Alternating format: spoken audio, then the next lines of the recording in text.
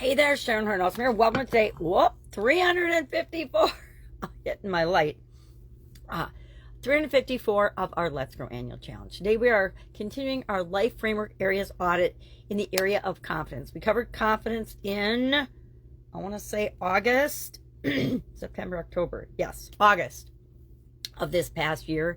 And we talked about every day a different topic, we applied the SOAP framework to a challenge area that we were having with respect to our confidence, and then we set goals for confidence and we put some action steps in place and things. We did all kinds of things.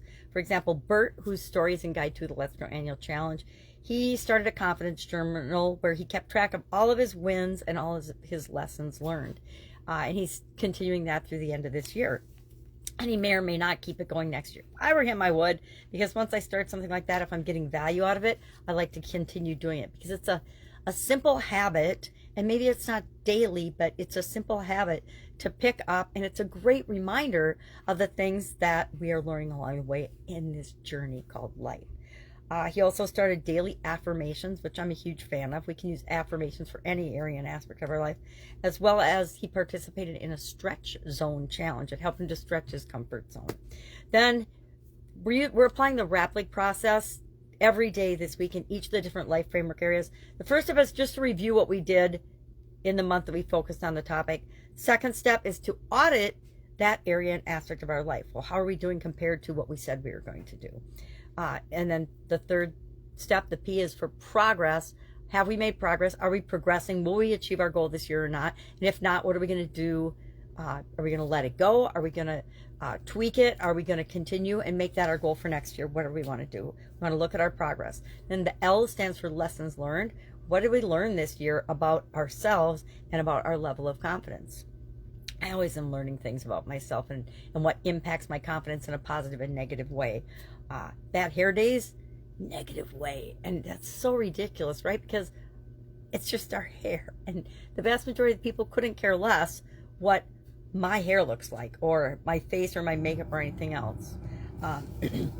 Fourth, interaction between and impact of each of the different, of confidence on each of the different areas of the life framework. So I always fill that in my book. I kind of come up with a little template that I've been using every day for this.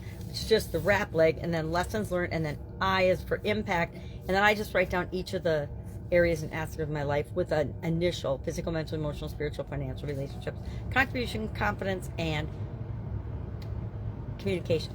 So not in that order, right? We didn't cover them in that order this year. We didn't cover them in that order last year. I don't remember what order we covered them in, but I change it up depending on whatever strikes my fancy.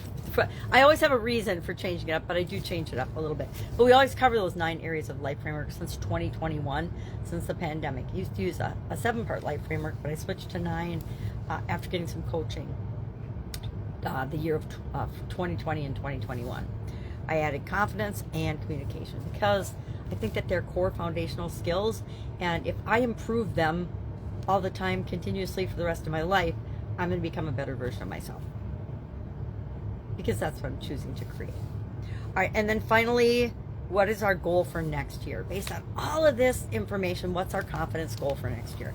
I say pick one goal for confidence, up to 3, right? We want to pick one and no more than 3 for this area, unless we can combine it with other things.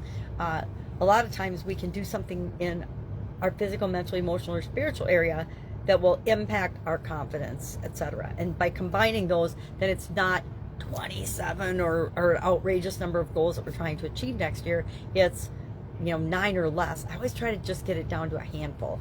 5 goals for me is the perfect number. It gives me some variety, but it also isn't overwhelming for me to achieve during the next year.